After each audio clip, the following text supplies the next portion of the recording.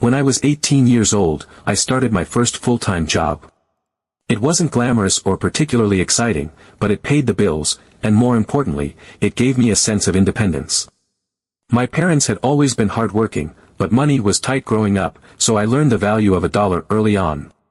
From that very first paycheck, I started saving. At first, it was just a small portion, whatever I could spare after contributing to household expenses. But over the years, as I moved into better-paying jobs and grew more disciplined, my savings started to build up. By the time I turned 24, I had a solid emergency fund and a separate account earmarked for a down payment on a house. My parents have always known I'm good with money. It's something I've taken pride in, especially since I know how hard they've worked to provide for me and my siblings. My mom, in particular, has always commented on how responsible I am with my finances, often saying, "You're so smart with money. I wish I had been more like you at your age." I'd smile at her words, but deep down, I knew that part of my motivation came from seeing how much they struggled. I wanted to break that cycle, not just for me but for any future family I might have. Things started to shift about 6 months ago. My mom began dropping hints that the family was going through a rough patch financially.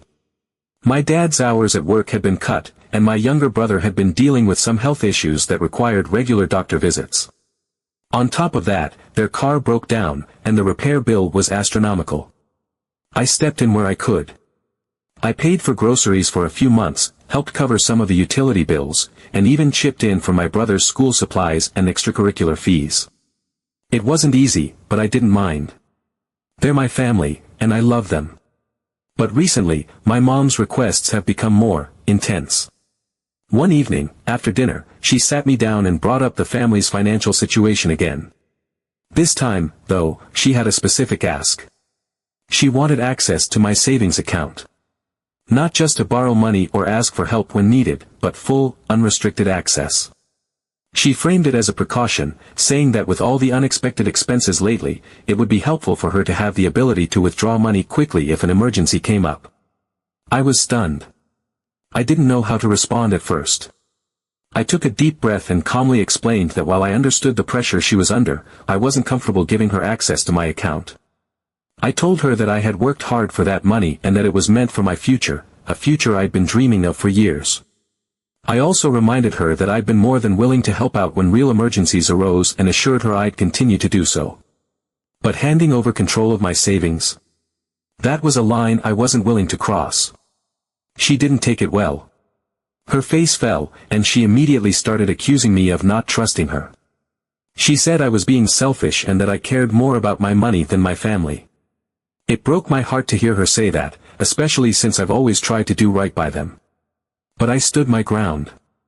I repeated that I was happy to help in emergencies, but I needed to retain control over my finances. Over the next few days, the tension in the house was palpable. My mom barely spoke to me, and when she did, it was short and curt. My dad stayed out of it entirely, which is pretty typical for him. He's the quiet, non-confrontational type. But my older sister, who moved out a couple of years ago, decided to weigh in. She called me out of the blue, and the conversation started off friendly enough, but it quickly turned into a lecture. She told me I was overreacting and being paranoid. "Mom's not going to drain your account," she said. "She just wants to make sure the family has a safety net. Isn't that what you've been saving for anyway? To help the people you love." Her words stung. I tried to explain my perspective, but she didn't seem to understand. She kept pushing the idea that family comes first and that saving money is pointless if I'm not willing to use it when they need it. I hung up the phone feeling even worse than before. Since then, the situation has only escalated. My mom has started making passive-aggressive comments every time money comes up in conversation. If I buy something for myself, like a new pair of shoes or a book, she'll say things like, "Must be nice to have money to spend on luxuries." My sister continues to text me, trying to guilt-trip me into giving in. And while my dad hasn't said a word about it, I can feel his discomfort every time the topic comes up. I feel torn. On one hand, I love my family and want to help them. I know they've sacrificed so much for me over the years, and I don't take that for granted. But on the other hand, I don't think it's fair, or safe, for me to hand over control of my savings. I've worked so hard to get to this point, and the thought of losing that security makes me anxious. I've tried to explain this to my mom, but she just doesn't seem to understand. To her, my refusal is a sign of distrust and selfishness. Part of me wonders if I'm being too rigid. Maybe I should just give her access and hope for the best. But another part of me knows that once I cross that line, there's no going back. It's not just about the money, it's about boundaries and the sense of independence I've worked so hard to build. So here I am, feeling stuck and unsure of what to do. Am I being unreasonable? Is my family right? Should I just trust my mom and give her what she's asking for, or am I right to hold my ground? I don't know. All I know is that this situation has made me question everything, and I hate that something as simple as money has come between me and the people I care about most. Update 1. After a week of tense silence, my mom finally approached me again. It was late in the evening after dinner, and I was in my room trying to unwind when she knocked on the door and asked if we could talk. Her tone was softer this time, almost hesitant, and for a moment, I felt a flicker of hope that maybe things were going to be okay. I set aside my book and nodded, inviting her to sit down. She began by apologizing for her earlier outburst. She admitted that she had been unfair to me, and her accusations of selfishness and distrust were coming more from a place of stress than genuine belief. Hearing her apologize caught me off guard. My mom isn't someone who easily admits when she's wrong, so I knew this must have been weighing heavily on her. She then started explaining that the family's financial problems were much worse than she initially let on. She confessed that they're at risk of losing the house. They've fallen behind on mortgage payments, and while she and my dad had been trying to catch up, the recent string of unexpected expenses had derailed their efforts. She told me that's why she was so desperate to access my savings, not for frivolous spending or even just to alleviate temporary financial strain, but to prevent something catastrophic. I sat there, stunned, as she continued to lay out just how dire things had become. Hearing that my parents might lose the house was a gut punch. This is the home I grew up in, the place where so many of my memories were made. The thought of them losing it made my heart ache. And yet, I couldn't shake the lingering frustration over why I was only hearing about this now. I asked her, as gently as I could, why she hadn't been more open with me from the beginning. Why did she wait until things were this bad to come to me? And why had she gone straight to asking for access to my account instead of having an honest conversation about what was happening? That's when she dropped another bombshell, the kind of revelation that leaves you questioning everything. The mortgage wasn't the only problem. Apparently, a few years ago, my dad had taken out a significant loan to help my older sister start a business. It was something he had done quietly, without telling me or my younger brother. My mom said that at the time, they had been optimistic about my sister's business idea and believed it would be a success. But things didn't go as planned. The business failed within its first year, and my sister was left unable to repay the money. Since then, my parents have been quietly trying to cover the debt while also keeping up with their other financial obligations. Hearing this was like being hit by a truck. I couldn't believe what I was hearing. Not only had my parents taken on this massive financial burden from my sister, but she hadn't said a word to me about it. Instead, she had been the loudest voice in guilting me about helping the family. All those calls and messages telling me I should do my part and think about what's best for everyone, all while knowing full well that her failed business was a huge part of why things were so bad. My mom admitted that my sister had been pressuring her to ask me for help. My sister had apparently said it was only fair since I'm the most financially stable in the family. She framed it as though I was the logical choice, the one who could afford to bail everyone out. Hearing this made my blood boil. My sister had painted herself as a concerned family member, acting like she was just trying to mediate and encourage me to step up, when in reality, she was actively hiding her role in the mess.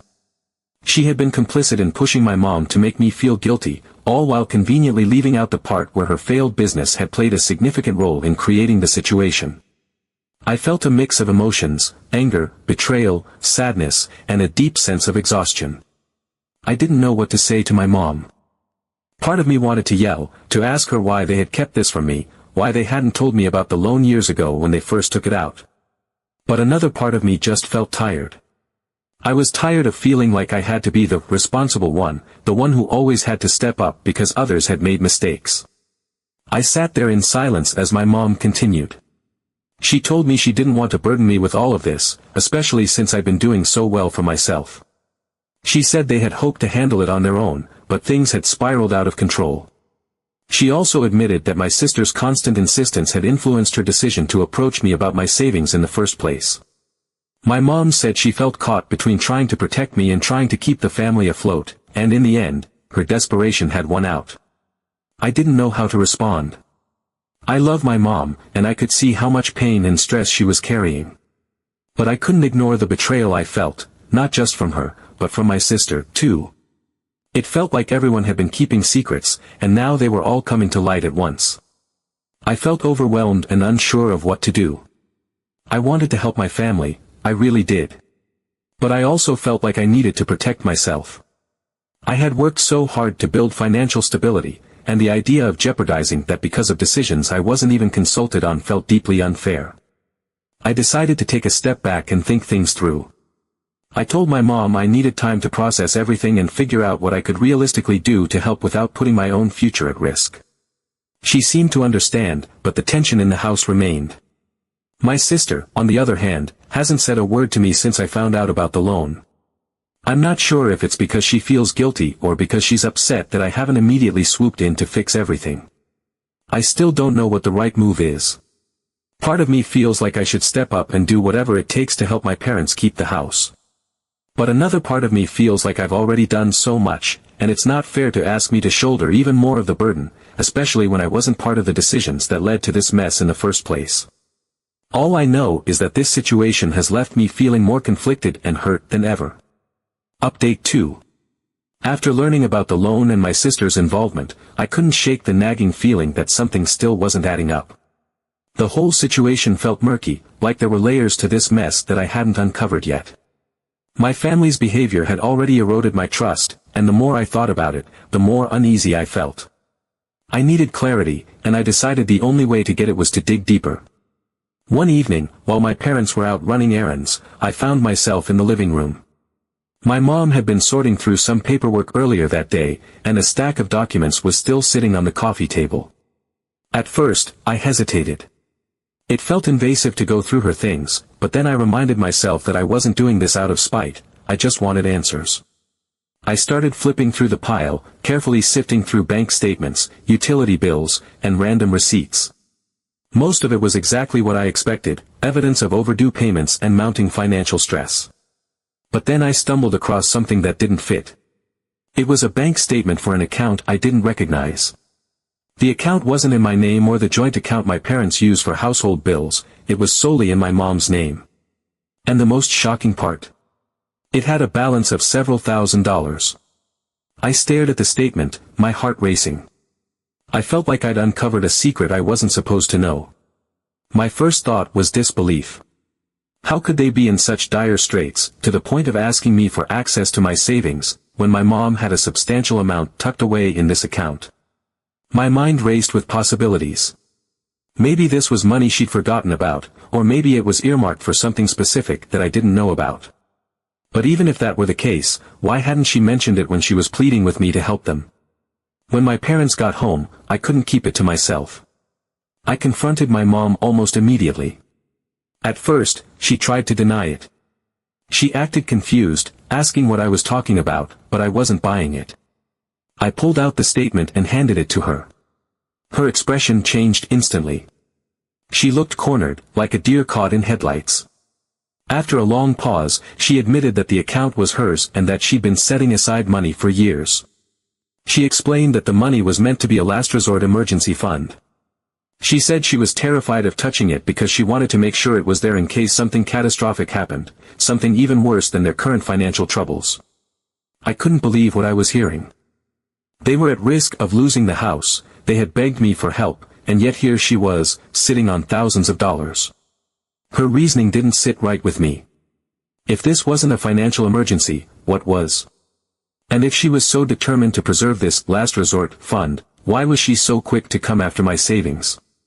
The more I thought about it, the more frustrated I became. It felt like my hard work and sacrifices were being taken for granted. They had their own safety net, but instead of using it, they had decided I was the solution to their problems.